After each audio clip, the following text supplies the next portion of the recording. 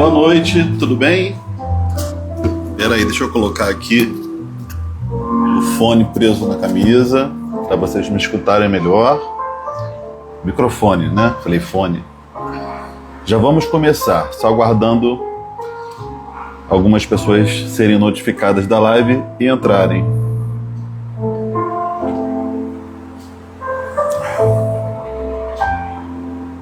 Tá calor, gente. Aqui em Niterói, 2025, não sei quando é que você está vendo esse vídeo.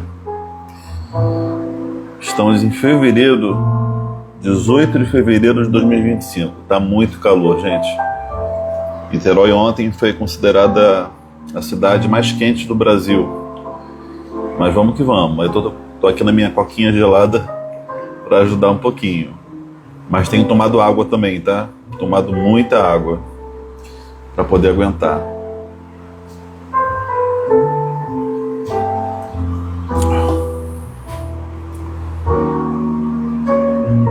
Vamos aguardar só mais um pouquinho.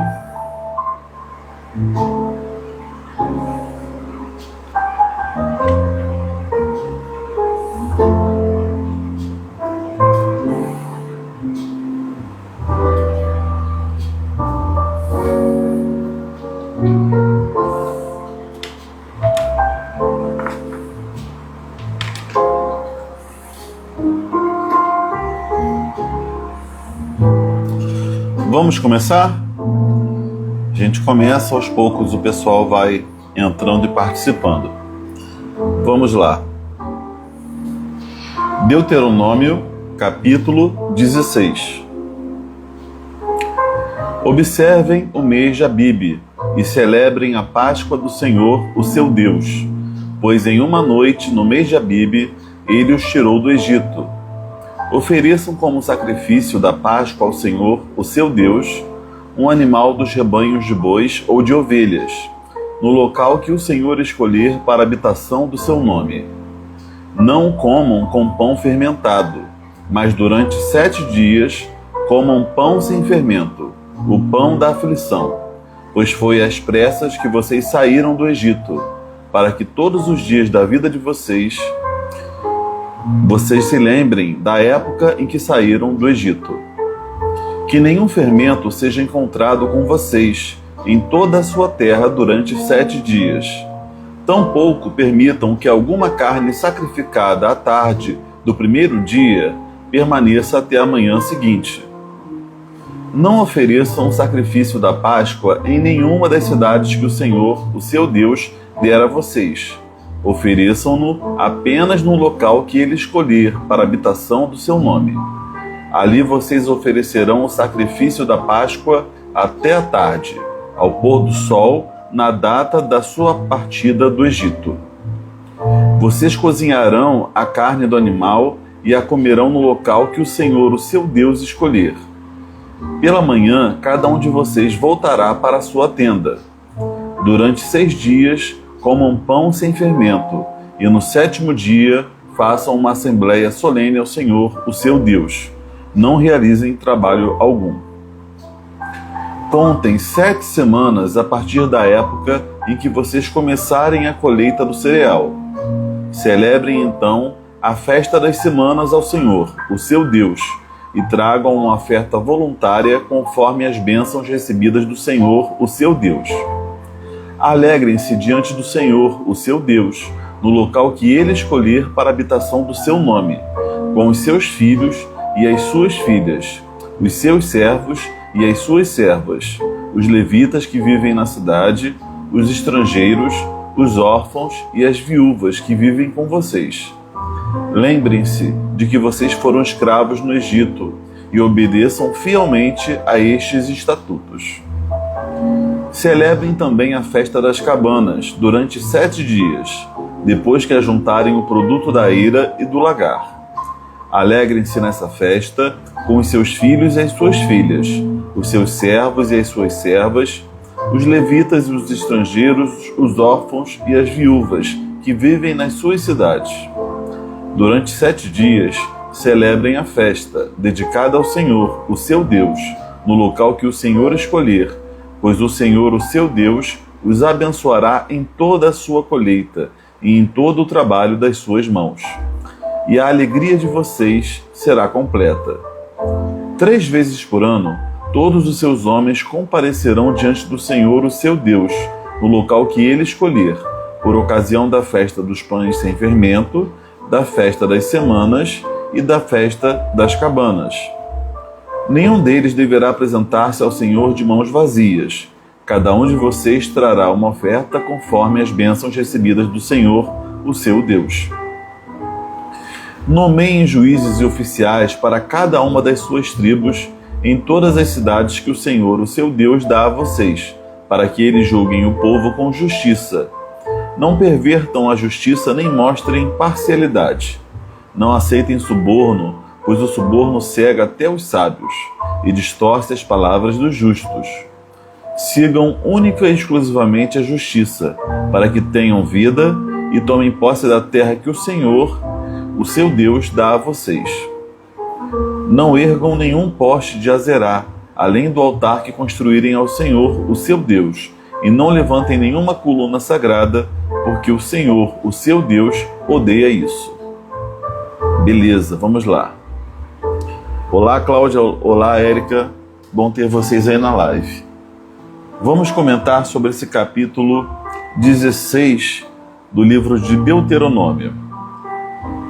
Esse capítulo vai tratar das festas sagradas como ordenanças divinas e também dará outras ordens aos israelitas que vamos comentar no final. Vamos primeiro falar das 3 principais festas anuais que os israelitas deveriam celebrar. A primeira festa é a Páscoa, que também vem associada à festa dos pães asmos ou dos pães sem fermento. Depois temos a festa das semanas, que futuramente será chamada de Pentecostes. E também depois temos a festa das cabanas, também chamada de festa dos tabernáculos. Então, quais as 3 principais festas dos israelitas? A Páscoa, a festa das semanas e a festa das cabanas. A Páscoa, que vem junto com a festa dos pães asmos, depois o pessoal passou a se referir à Páscoa falando das 2 festas. A festa das semanas, também que viria a ser chamada de Pentecostes, e a festa das cabanas, também chamada de festa dos tabernáculos. Ok? Vamos falar primeiro da Páscoa. Olá, Misa, tudo bem? Boa noite. A festa da Páscoa. A Páscoa a gente hoje celebra e a gente se refere à ressurreição de Jesus. Os cristãos se apropriaram dessa festa, que era uma festa dos israelitas, né? E hoje nós falamos que é a festa própria dos judeus, mas a gente se apropriou dela para celebrar a ressurreição de Jesus, mas é uma festa muito mais antiga do que a ressurreição de Jesus. Na verdade, quando a gente associa a festa da Páscoa à ressurreição de Jesus, é porque a gente está relacionando os 2 eventos, porque eles têm muitas similaridades e a ressurreição de Jesus se deu numa Páscoa. Mas a festa ela já existia. E o que é a festa da Páscoa? A festa da Páscoa era a lembrança, a celebração de quando o Senhor os resgatou da escravidão no Egito.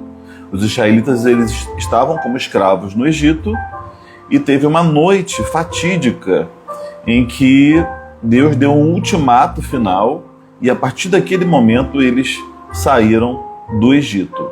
Porque, como nós podemos lembrar, Faraó não queria deixar os israelitas saírem do Egito. Eles eram uma poderosa mão de obra, né? Uma força de trabalho lá no Egito, que era a maior potência mundial da época. E eles eram inúmeros e o Faraó não queria perder essa força de trabalho, mas Deus já tinha determinado que eles saíssem de lá. Então, Deus começa a enviar pragas para mostrar o seu poder, para fazer o seu nome conhecido entre os israelitas, mas principalmente entre as nações estrangeiras, entre aqueles que não conheciam o Senhor, e para mostrar que era desejo, não só desejo, era a intenção de Deus tirá-los do Egito. E assim, o Egito viu a poderosa mão de Deus até que, após a 10ª praga, que ocorreu nessa noite fatídica em que se celebra a Páscoa, eles não puderam mais reter os israelitas, então eles saíram de lá, eles foram praticamente expulsos de lá pelos habitantes do Egito, pelos egípcios. Por quê? Porque numa noite em que Deus derramou a 10ª praga, todos os primogênitos, ou seja, os filhos mais velhos de cada família egípcia, morreu. Todos. Deus levou o primogênito de cada família. E, diante dessa poderosa ação de Deus sobrenatural, né, que visitou ao mesmo tempo, na mesma noite, todos os filhos mais velhos que estavam nos seus lares descansando e morreram, inclusive o filho de Faraó, eles suplicaram, obrigaram os israelitas a saírem de lá. Então, assim, Deus realmente mostrou o seu poder e fez com que eles saíssem, mesmo Faraó se opondo. E, na verdade, a gente vê que até essa oposição de Faraó, a gente já viu isso lá em Êxodo, mas revela assim, uma soberania divina para que, em meio a esses sinais, a essas oposições, Deus se fizesse conhecido de todos. E como é que se deu essa saída deles do Egito, essa 10ª praga, em que depois ficou sendo lembrada essa noite como a Páscoa do Senhor? Deus ordenou que, para que o anjo da morte não entrasse na casa dos israelitas, esses deveriam sacrificar um cordeiro imaculado e deveriam aspergir o sangue desse cordeiro nos umbrais das suas portas, na frente, no batente das suas portas. E eles matariam um cordeiro que agiria como se fosse um substituto. Em vez do anjo da morte matar o filho mais velho de cada família, quem seria morto seria o cordeiro. Então a gente já vê aí o primeiro símbolo, né, de uma morte sacrificial substitutiva, onde pecadores são poupados e um cordeiro, um inocente, é morto em seu lugar. Então, nesse momento em que o cordeiro é morto, o sangue é colocado, aspergido, e as famílias celebram comendo a carne desse cordeiro, os israelitas são poupados, os hebreus são poupados. Israelita hebreu aqui a gente pode tratar como sinônimo. E os egípcios, então, choram, lamentam por terem perdido os seus filhos. Então, expulsam os israelitas e ainda dão para eles vários utensílios, várias joias, vários itens de valor, e eles saem de lá assim, enriquecidos, né? Então, essa foi um grande livramento, né? Uma grande libertação que o Senhor fez contra os israelitas, tirando eles da escravidão no Egito com mão forte, né? E com um grande sinal. Então eles Deus ordena que eles passassem a celebrar a Páscoa todos os anos, sempre no mesmo mês em que ocorreu aquela primeira noite de saída deles do Egito, que era chamado o mês de Abibe.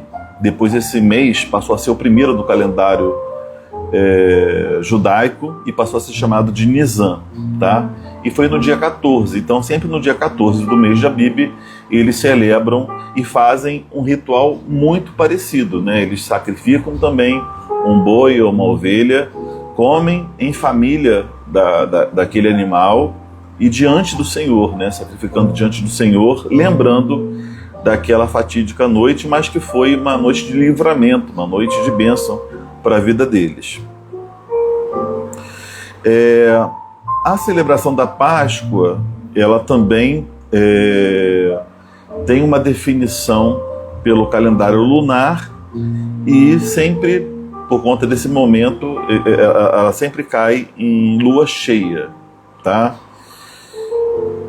Vamos ver aqui mais algum detalhe interessante. Eu pesquiso as coisas para trazer para vocês, né? Deixa eu olhar aqui minha anotação. Deixa eu ver o que eu não falei.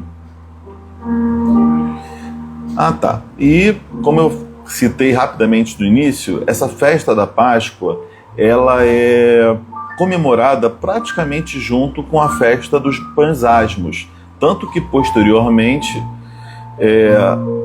os judeus passaram a se referir à Páscoa, mas falando das duas festas, das duas celebrações. O que é a festa dos pães asmos, ou dos pães sem fermento? Eles ficariam 7 dias alojados em tendas ao redor do local sagrado, né? O tabernáculo aqui a princípio, né? Quando eles estão no deserto ainda sem se alojarem, não tinham ainda um templo, então era no tabernáculo, e eles não podem consumir pães com fermento, eles têm que jogar fora todos os fermentos que eles possuem. Por que isso? Por que se absterem dos fermentos, comerem pães sem fermento? Porque quando eles saíram do Egito, naquela noite, né, em que os primogênitos morreram, como eu falei, eles foram praticamente expulsos do Egito, né? Então eles saíram meio que na correria. Tiveram que pegar seus pertences, tiveram que cozer pães, e não deu tempo desses pães serem acrescidos de fermento, né? Eles tiveram que preparar uma alimentação rápida para poder se alimentarem e encararem aí a travessia do Mar Vermelho, o deserto, etc. Então, eles saem de maneira muito apressada. Então, por conta desses pães preparados sem fermento, na correria, eles então, para relembrar essa saída rápida do Egito e esse livramento de Deus, eles todo ano também, em sequência à celebração da Páscoa, que se dava num dia específico, à noite, né, eles cozinhavam o cordeiro no final da tarde, meia-noite eles comiam esse cordeiro e passavam a madrugada comendo, né, esse cordeiro, e pela manhã eles voltavam para as suas tendas. Eles faziam isso fora da tenda e depois voltavam para as suas tendas pela manhã. Então, isso era num dia, né, de um dia para o outro. E nos 7 dias seguintes, eles ficavam nas suas tendas ao redor do tabernáculo e não podiam comer pães com fermento. No último dia, eles faziam uma solenidade em honra ao Senhor, né, pelo livramento que o Senhor tinha dado. Vamos lá, a Misa está escrevendo, você explicou esse trecho em estudos anteriores. É isso aí, sobre os pães asmos. Legal. Nem eu lembro o que eu falei, mas certamente eu falei, porque eu passei aí por esse capítulo, né, falando sobre essas coisas. A gente lembra de algumas coisinhas, mas eu não lembro de tudo que eu falei. Ah, sim, legal. Que bom que eu citei. Então é isso, tá? Então acho que eu, a princípio, falei sobre o que foi a festa da Páscoa, que Deus estava aqui, através de Moisés, pedindo, né, não só pedindo, ordenando, né, ordenando que eles continuassem a celebrar anualmente essa festa. Depois eu faço alguns paralelos, tá, com a nossa vida cristã hoje, os princípios, a gente faz aqui o paralelo. A outra festa é a festa das semanas, que futuramente, né, quando a gente vê no Novo Testamento, passa a ser chamada de Pentecostes. Por quê? Porque essa festa das semanas, ela se dava no 50º dia, depois de 7 semanas, por isso que é a festa das semanas, do início da colheita dos cereais. Então os cereais começaram a ser colhidos. Muitos vão falar que era justamente nesse período da Páscoa, né, que esses cereais começavam a ser colhidos, e 7 semanas depois, 7 vezes 7 dias dá o quê? 49. Então no 50º dia, ao final das 7 semanas, eles celebravam a colheita que tinham tido, né, e agradeciam a Deus pela provisão, por tudo que o Senhor tinha dado a eles, pelo sustento. E diz aqui no versículo 11, deixa eu ler aqui para vocês, que eles deveriam celebrar isso com muita alegria. Era uma festa da colheita, né? Uma festa das semanas, festa da colheita, ou então Pentecostes, era o mesmo evento. E diz que deveria ser celebrado com muita alegria. Versículo 11: Alegrem-se diante do Senhor, o seu Deus, no local que ele escolher para a habitação do seu nome. E incluía todo mundo aqui, com seus filhos, com as suas filhas, os seus servos, as suas servas, os levitas, os estrangeiros, os órfãos, as viúvas. Ou seja, todo mundo deveria celebrar, não deveriam deixar ninguém de fora. E por fim nós temos a terceira festa anual, que era a festa das cabanas, ou também chamada de festa dos tabernáculos. Que essa festa, eles também, assim como na festa da Páscoa, eles iriam ao redor do tabernáculo e se estabeleceriam em tendas. Aliás, todas essas festas eles entregavam o fruto, né, do sacrifício, o fruto da colheita no tabernáculo, e por muitos morarem longe, eles se estabeleciam em tendas, né, ao redor do tabernáculo, né? Enquanto nômades no deserto, eles estavam em tendas mesmo, mas mesmo depois que eles se alojam na terra, se estabelecem, ainda assim eles iam para perto do tabernáculo e ficavam temporariamente nas tendas. E essa festa das semanas, a festa das cabanas, aliás, eles se estabeleciam em cabanas, em tendas, durante 7 dias, e essa festa servia para lembrá-los do tempo em que estavam peregrinos no deserto. Aqui eles estão no finalzinho disso, né? Estão prestes a se estabelecer na terra prometida e ali se alojarem definitivamente. Porém, Deus estava instituindo algo que eles deveriam fazer para sempre, mesmo que eles já estivessem estabelecidos nas suas cidades, estivessem já em outras condições melhores, definitivas, digamos assim, ainda assim deveriam ficar em cabanas ao redor do local sagrado e ali sacrificarem ao Senhor, entregarem suas ofertas e celebrarem o livramento de Deus, nesse caso lembrando da sua peregrinação. Enquanto nômades no deserto, um povo nômade, eles estavam em cabanas e percorrendo o deserto todo, né, desmontando a cabana, montando a cabana, desmontando a cabana, montando a cabana, e assim eles estariam lembrando. Ao fazerem isso repetidamente, e até os dias de hoje, gente, os judeus celebram dessa forma, né? Eles celebram a Páscoa, eles celebram cada uma dessas festas aqui, a festa das cabanas, e eles lembram de quando eram escravos no Egito, e esse memorial, esse rito, né? Essa cerimônia que eles praticam até os dias de hoje, é muito interessante, porque serve para realmente eles lembrarem das suas origens. E ainda mais hoje que nós estamos num mundo moderno, né? Um mundo conectado, as pessoas já estão em apartamentos, casas, com Wi-Fi, com estrutura, eles largarem tudo, ficarem em cabanas, alojados durante uma semana, aqueles que levam a sério, né, a religião, e lembrarem o livramento de Deus, isso é muito significativo e impressionante. É uma pena que muitos deles não reconheçam Jesus como o Messias esperado, né? Há motivos para eles não reconhecerem, porque eles criaram uma expectativa de um Messias político, né? De um ser humano que simplesmente estabelecesse uma paz política, né, no mundo. Eles compreenderam mal as profecias, mas apesar disso há um temor que foi guardado acerca do que foi determinado por Deus através de Moisés aqui. E isso é interessante demais. Bem, e novamente, né, no versículo 14 diz que essa festa também das cabanas reunia todo mundo. Reunia filhos, filhas, servos, servas, levitas, estrangeiros, órfãos, viúvas, ou seja, algo para eles celebrarem como comunidade, né, e lembrarem das suas origens. Isso traz a eles humildade, traz a eles gratidão ao Senhor, lembra eles de quem eles são, da sua identidade. É muito significativo Deus ter determinado esse memorial. Assim como hoje a igreja tem um memorial da Santa Ceia, por exemplo, que a gente celebra regularmente para lembrar do que Jesus fez por nós, Deus estabelece esses memoriais para que a gente não esqueça dele, né? E lembrar do Senhor, lembrar do que o Senhor fez por nós, nos ajuda a não nos perdermos existencialmente, né? Então, por isso, esses memoriais. O versículo 16 vai resumir falando dessas 3 festas, falando assim: 3 vezes por ano, todos os seus homens comparecerão diante do Senhor no local que ele escolher.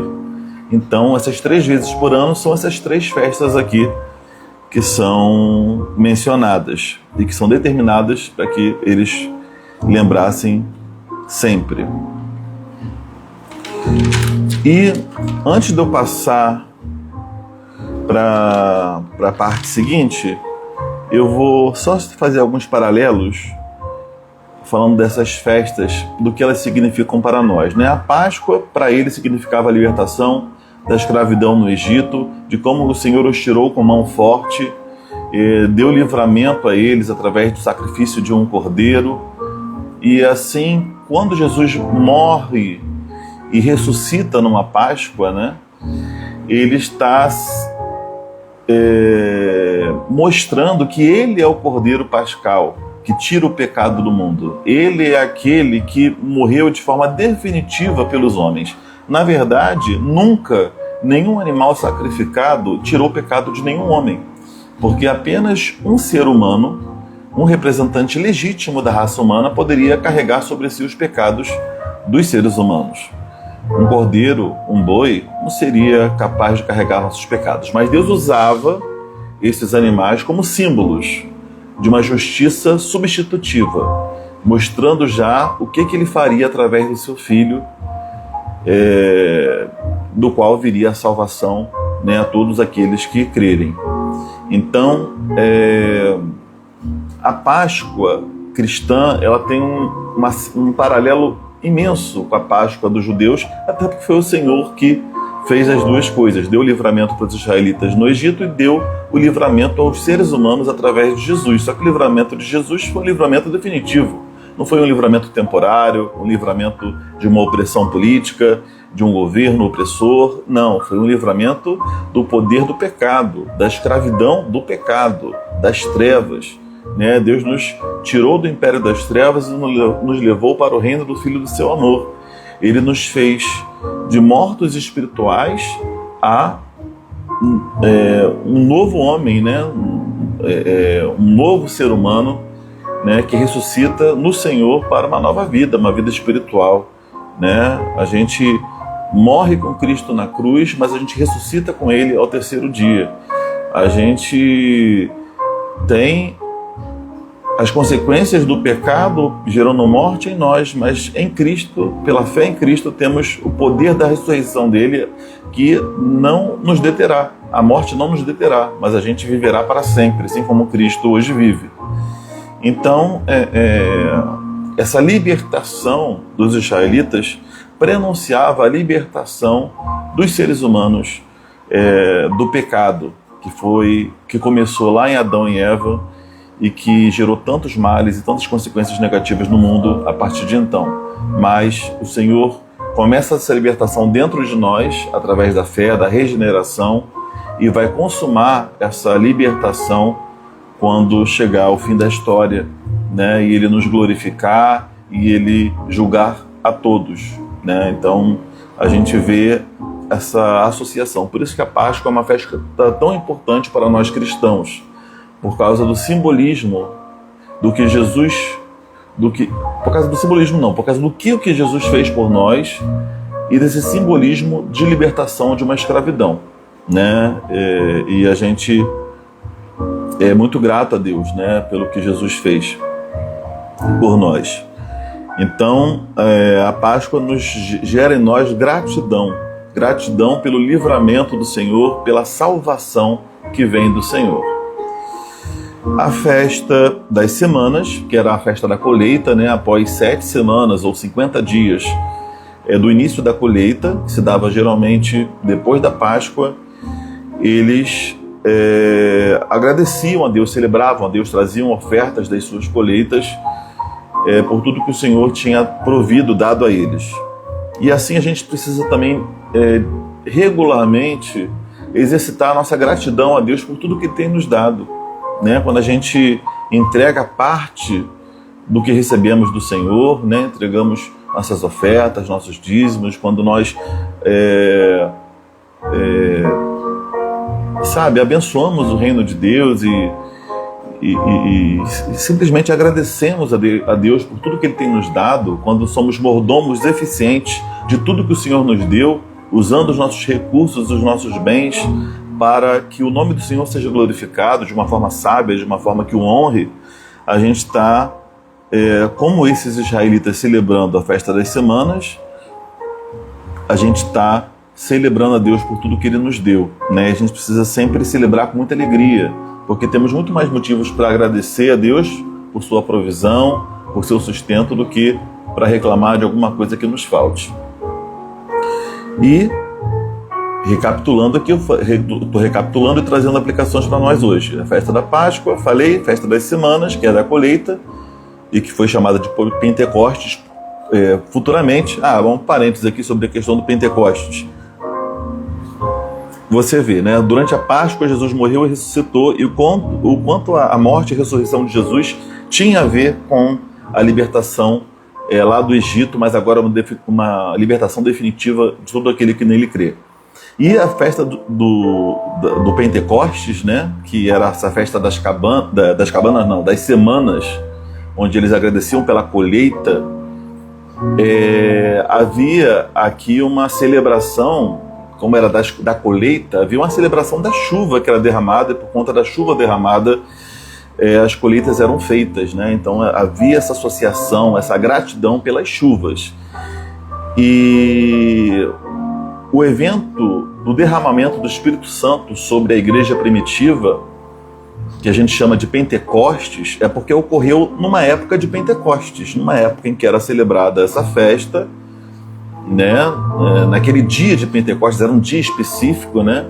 Que eles celebravam Pentecostes, geralmente era um domingo, e o Espírito Santo é derramado, e ele é derramado como chuva, né? Joel fala que ele derramarei do meu espírito, né? O Senhor falando através do profeta Joel, derramarei do meu espírito sobre toda a carne.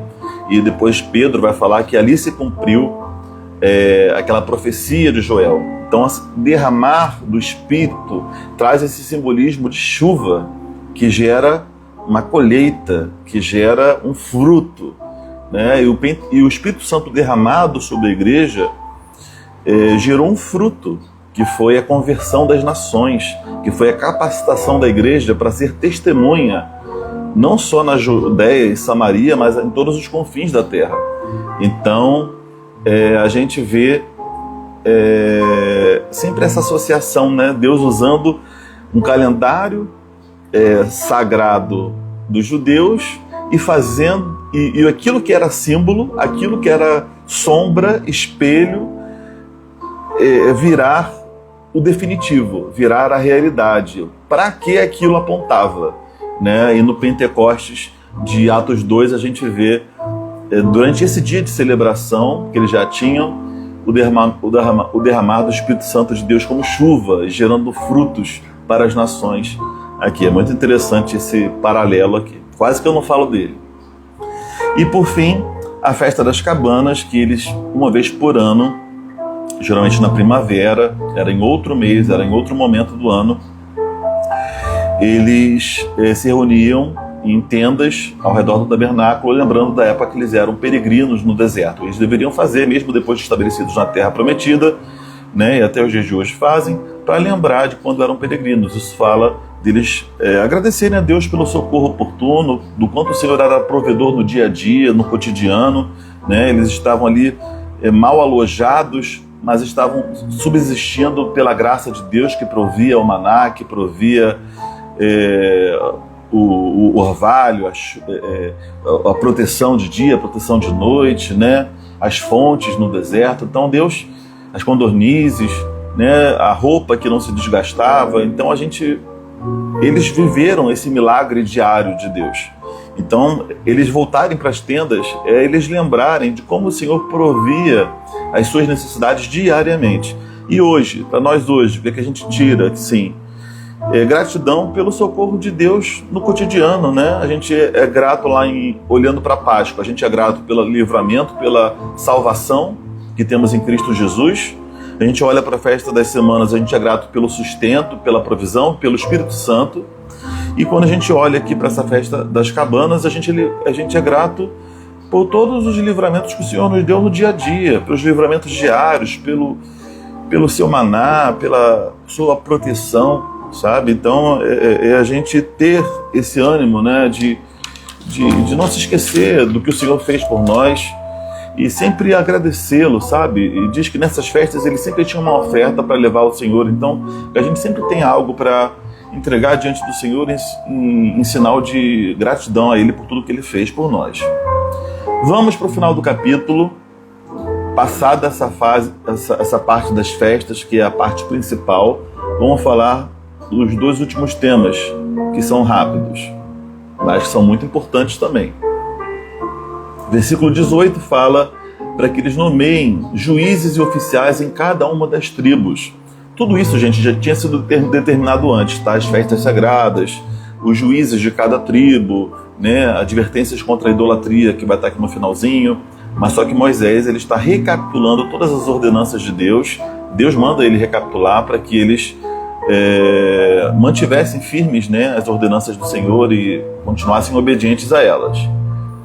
Então, Deus manda aqui nomear juízes oficiais para cada uma das tribos das cidades que o Senhor dará a vocês, né, para que esses juízes eles julguem com retidão, né, as questões do povo. Diz que esses juízes não devem aceitar suborno.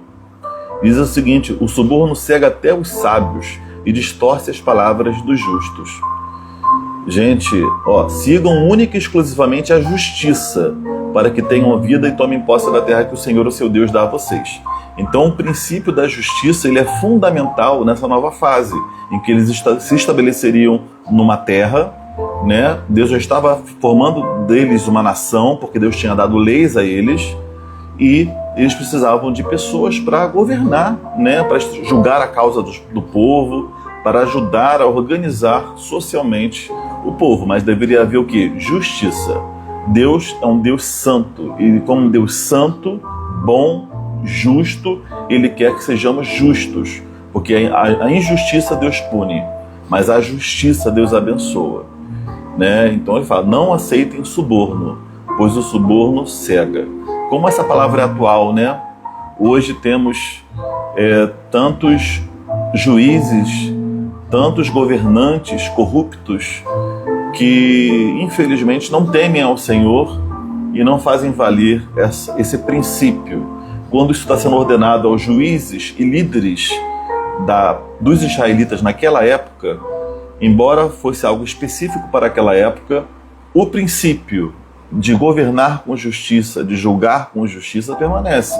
Porque, como eu falei, isso é uma lei moral. Lei moral se mantém até os dias de hoje, né? Alguém que exerce uma função pública ou exerce uma função de autoridade em que está nas suas mãos o destino de pessoas, a administração de recursos públicos, privados, mas de outras pessoas, a gente deve ter um temor muito grande, né? Para que não hajamos com interesses próprios, com injustiça, não aceitemos subornos, né? Que a gente possa se manter íntegro, né? Porque o Senhor, Ele quer nos abençoar, mas a gente precisa também fazer a nossa parte em termos de integridade. É o que o versículo 20 fala: para que tenham vida e tomem posse da terra que o Senhor, o seu Deus, dá a vocês. Deus dá várias condições para que eles sejam exitosos e prósperos na terra. E uma delas agora é essa, que hajam com justiça. A graça de Deus sobre nós é diária, é verdade, Cláudia. E glória a Deus por isso, né? Desculpa demorar tanto para comentar aqui, que eu estava aqui na empolgação, mas é verdade. O pastor falou sobre isso ontem na aula. Verdade, Érica. Eu estava falando aqui, estava lembrando. É verdade. Então é isso. A justiça, ela é um fator importante. Por isso que Deus menciona aqui. E por isso que é tão assim incoerente a gente ver falsos religiosos, como a gente viu há anos atrás, numa cena tosca, grotesca, com dinheiro nas cuecas, nas meias e orando a Deus, agradecendo por aquele dinheiro de propina, né? É quase assim hilário, né? Se não fosse trágico, né? As pessoas agradecendo a Deus por um dinheiro ilícito. Deus nunca vai compactuar com o que é ilícito. Então a gente, como servos de Deus, precisamos ter temor e não banalizar e não sacralizar aquilo que é maligno, aquilo que é impuro e anti-Deus, né? Devemos entender que toda a nossa celebração e orações e ações diante do Senhor não são nada se não virem acompanhada de um senso de obediência e submissão à sua palavra, né? A gente precisa entender que mais do que a forma, Deus está em busca de um coração sincero e puro, e um coração que o busca por inteiro, né? E não apenas a forma, a estética da religiosidade. Não é isso que Deus quer. E por fim, versículo 21, diz aqui para eles não erguerem nenhum poste de Azerá, que era uma divindade da época, além do altar que construírem ao Senhor, o seu Deus.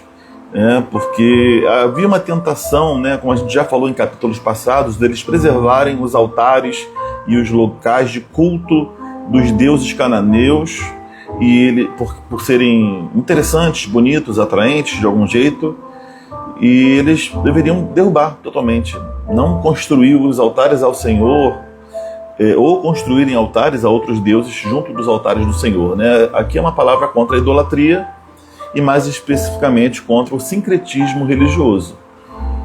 Essa coisa de, eu gosto de um pouquinho do cristianismo, um pouquinho do espiritismo, um pouquinho das práticas afro. Gente, assim, não coincide. Não, ter respeito pelas pessoas que cultuam, né, de forma diferente, que tem outras visões religiosas, é uma coisa. Respeitar, nós vamos. Agora, agir de forma sincrética, isso não faz sentido, porque um é água, outro é vinho, não se misturam. Um é luz, o outro é trevas. Tá? Então, assim, a gente não deve misturar as coisas. Com todo o respeito, todo o carinho do mundo, não sei se tem alguém que está assistindo que pode ter uma outra compreensão religiosa, eu respeito, não quero impor a ninguém, mas a gente precisa ter uma fé que seja lógica, né?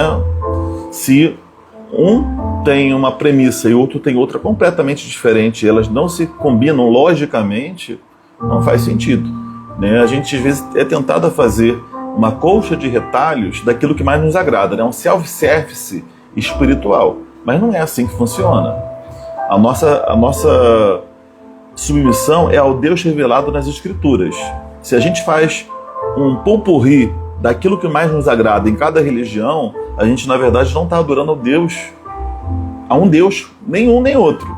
A gente está adorando ao Deus que é o nosso ego, o nosso umbigo, porque na verdade nós somos os juízes daquilo que parece bom e aquilo que não parece, daquilo que é interessante e daquilo que não é. Não. Ou a gente tem uma regra que está além de nós, extra nós, né? Um Deus que se revelou a nós, mas que não veio de nós, ele está externo, ou a gente cria o nosso próprio Deus, a nossa própria imagem e semelhança. Mas a Bíblia nos apresenta um Deus que nos criou a sua imagem e semelhança. Então eu quero conhecer esse Deus e aprender com ele, mesmo que muitas das vezes ele confronte a minha maneira de enxergar a vida, de enxergar a fé, de enxergar como devo cultuar. O Senhor não divide a sua glória. Exatamente, Cláudia. Exatamente. Por isso que Deus é tão taxativo aqui, né? E se ele está repetindo, é porque eles precisavam ouvir isso. Finalizando, e eu já peço perdão aqui pelo horário, porque eu tenho certeza que eu passei aqui bastante do horário, mas beleza. Tem capítulos que a gente tem mais coisa para falar. Que pratiquemos, né, ao relembrar essas festas sagradas, que a gente pratique a gratidão. A gratidão pelo livramento, pela salvação que temos em Jesus. A gratidão pelo sustento que Ele nos deu durante um período. A gratidão pelos livramentos e socorros e provisões que o Senhor nos dá diariamente no cotidiano. Que a gente tenha em nós temor ao Senhor, e esse temor ao Senhor nos faça fugir de adorarmos a outros deuses criados pelos seres humanos, que não o Deus verdadeiro revelado, o único Deus, e nos faça ter também um senso de justiça, para que vivamos a justiça do Senhor. Sejamos nós pessoas que trabalham com isso ou não, mas que a justiça esteja nas nossas ações, nas nossas atitudes, na nossa maneira de lidar com o próximo, né? Que a gente possa espelhar, né? Viver a palavra do Senhor é viver a justiça do Senhor, viver a sua lei, né? E através disso o mundo conhecerá que existe um Deus que é bom, um Deus que é santo, um Deus que é justo. A verdade que nós falamos, ela deve ser exemplificada pela verdade que vivemos, e assim o mundo conhecerá o Senhor. Então, princípios aqui para a gente guardar: gratidão, justiça e temor a Deus, que é o princípio da sabedoria que nos faz viver isso tudo. Tá bom? Vamos fechar então o dia de hoje. Se alguém mais tiver algo para comentar em acréscimo ou perguntar, esse é o momento. Mas eu gostei muito que vocês participaram mais hoje, falaram. Desde já me perdoe se eu deixei de ler o comentário de alguém, mas foi legal essa interação. Vamos finalizar então? Então vamos finalizar hoje. Muito obrigado pela audiência de vocês. Deus abençoe muito. Vocês tenham uma noite abençoada e amanhã a gente estará junto de novo. Fiquem com Ele. Tchau.